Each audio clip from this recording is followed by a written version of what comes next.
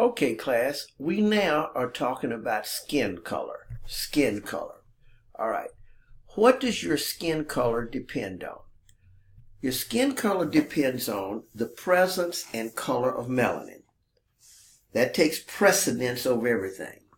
Then it could depend on the amount of keratin. So actually, skin color is a blend of the color of melanin and the amount, and our keratin, and are the color of the blood itself floating through the dermis. The epidermis has no blood. Okay, so we go here, melanin production. Melanocytes are cells that produce melanin. They are typically between 1,000 and 2,000 per square millimeter of the skin.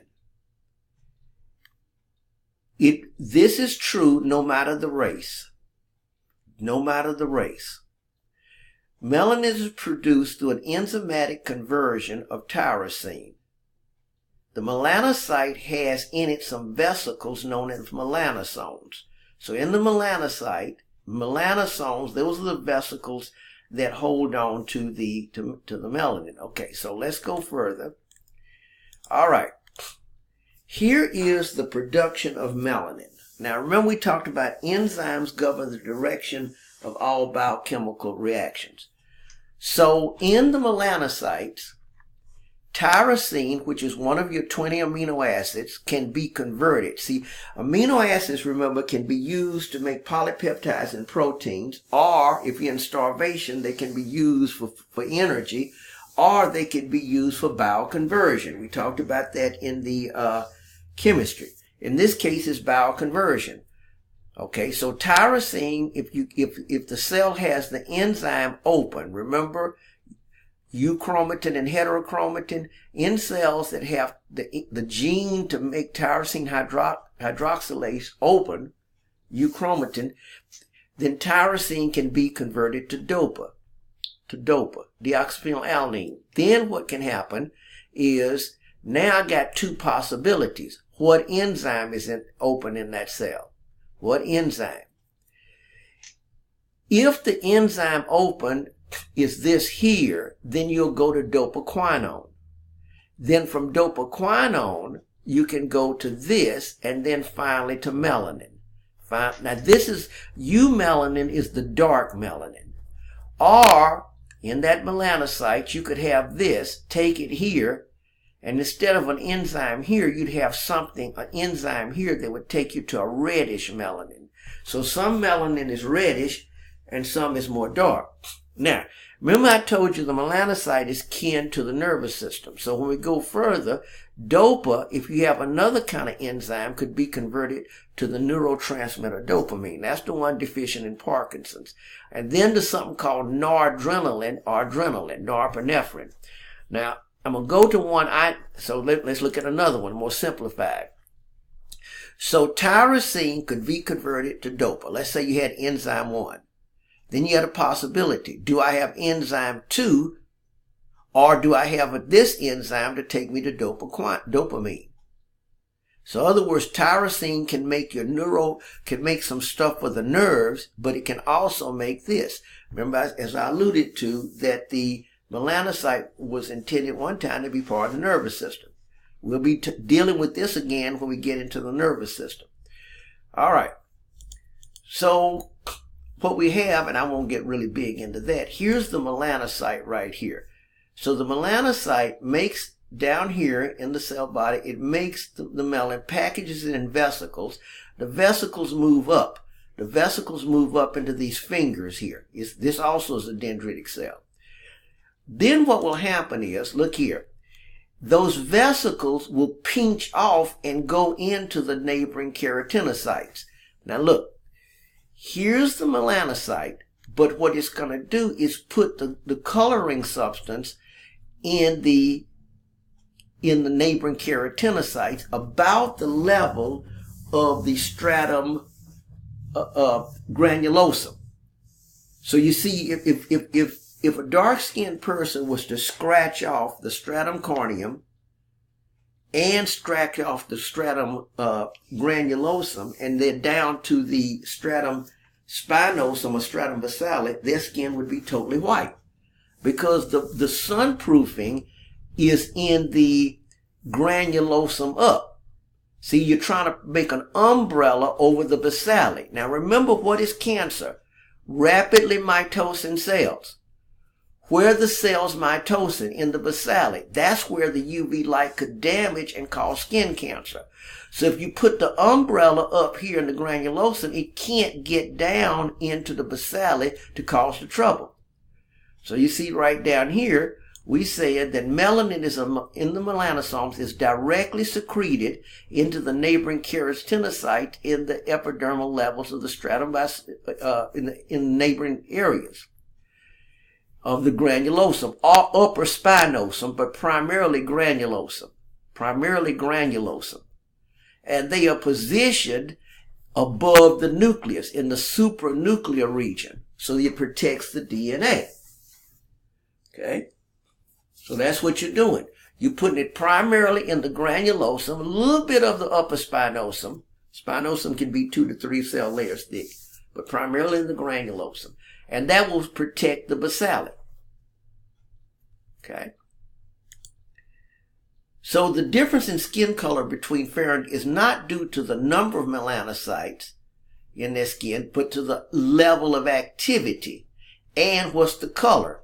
Is it more of a darker melanin, which is the U, or is it more of a reddish melanin?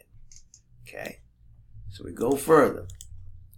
Stimulants for melanin production, sunlight. We also have something that the pituitary gland produces called melanocyte stimulating hormone. Now, melanocyte stimulating hormone does not really do much in the human. Now, see, that's where this slide was, these receptors from and so forth. But the melanocyte stimulating hormone does not really do much in humans. It's good for the chameleon that needs to change color. But however, since it's hormonal, this can also be why women in pregnancy may get kind of a darkness, or certain conditions involving the endocrine system may do it, or even in conditions involving the nervous system can do it. Skin irritation can cause darkness. Certain substances can. Okay? All right. We'll go further. So sunlight, we have, which is ultraviolet light, we have an ultraviolet A, B, and C bands. Now the Earth's ozone blocks this. We're going to look at that in a minute. The UVC. The UVB is what causes skin burn, tans, and so forth. The A doesn't do a whole lot, but we now know it might end up doing a little cancer. Okay. The UVB is also the one needed to do the vitamin D. All right. I come here now. Come down. All right. UV light travels in waves. Anything that can travel in waves can be placed on something we call the electromagnetic spectrum. That's kind of a physics thing. Anything that can travel in waves can be placed on this electromagnetic spectrum. When you look at a wave, there are like 3 descriptors of a wave. One is the wavelength. The other is how tall the wave is, called the amplitude. And the third is how fast the wave travels, and that's called the frequency. So wavelength, amplitude, and frequency. The shorter the wavelength, the faster the frequency. The shorter the wavelength, the faster the frequency, the more it can penetrate. All right, let's come here then. So, on this electromagnetic spectrum, we have all of these things that can travel in waves. Gamma rays, X-rays, UV, infrared, all that stuff. Now, right here is the wavelength that our eyes can see, our retina can see. That's visible light. That's the wavelength. This is in nanometers of wavelength. The highest frequency, i.e. shortest wavelength, highest frequency, shortest wavelength that we can visibly see with our eyes is violet. This is violet right here. See, it goes violet, indigo, blue, yellow, green, blue, green, yellow, orange, and red. violet, indigo, blue, green, yellow, orange, and red. That's kind of that's the colors of the rainbow. So a wavelength that's shorter than our visual violet, that's where they came with the word ultraviolet. A wavelength longer than our red, that's where they came with the term infrared. That's where the terms came from. You can see back here the more powerful gamma rays and so forth can really penetrate. So this is visible light. So now we're into ultraviolet light. That's where the UVA, B, and C came in. So the UVC is back here. That's the highest frequency, then the B, then the A. Okay? Fortunately, the ozone layer, let's go here. Fortunately, the ozone layer can block out much of the C. So really what we're dealing with is the UVA and UVB. UVA, UV can damage collagen and accelerate aging. Both UVA can destroy vitamin A in skin, which may cause damage. In the past, UVA was considered less harmful, but today it's known it can contribute to skin cancer via indirect DNA damage. Okay? All right? So we go further. An overexposure to UVB can cause sunburn, that's UVB, not A, and some forms of skin cancer. Okay? UVC are the highest, but fortunately, most of it is filtered out by the ozone layer in the atmosphere. Of course, we're losing that layer, remember. Okay? UVB can cause DNA damage. See? And that DNA damage, particularly if it's in that stratum basale, could lead to cancer. That's why you need that melanin. Okay? So we go further. Then we talk about the SPF, the sun protection. What does that mean when you put in a sunscreen?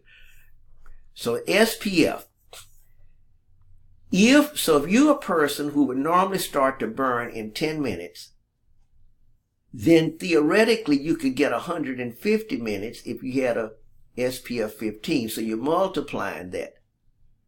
So 15 would be 15 times the 10. That's where those numbers come in. Okay, we go further. So when we review skin color, we say the presence or absence of melanin. If you have no melanin, you're an albino. But if you have melanin, what color is the melanin? What color is the melanin if you have it? And how much do you have? See, the darker, remember, dark absorbs all light and reflects none. What you see of a color is what's reflected back. Because whatever it is will absorb everything. So if it's a color red, it absorbs all the rainbow and kicks red back. Black absorbs all and doesn't kick anything back. White absorbs nothing and reflects all of it back. So the main thing on skin color is how much melanin do you have? You don't have any more melanocytes. So a darker skinned person, has a lot of melanin being produced in the melanocytes, but that person does not have any more melanocytes than a normal person. Now, if there's not a lot of melanin, then carotene, which is a vitamin A, Oriental population has quite a bit of this. It gives more of a yellowish appearance. Now, if you have a sparsity of melanin, not much carotene, then the epidermal cells are fairly translucent. Let me say it again. Then the epidermal cells are fairly translucent. So you're looking straight through them into the color of the blood in the dermis. If it's nicely oxygenated blood, you'll be red, kind of the reddish appearance, when you get flush if you're a lighter skinned population. If it's deoxygenated, more blue. So what skin color is a combination of everything, a combination. That's what gives the various hues. But the main reason for melanin is sunproofing. The main reason for melanin is sunproofing. So we have now finished, let's say, the epidermis. We're now finished the epidermis. So now we're ready to go into the DE junction and then the dermis. So we'll close right here.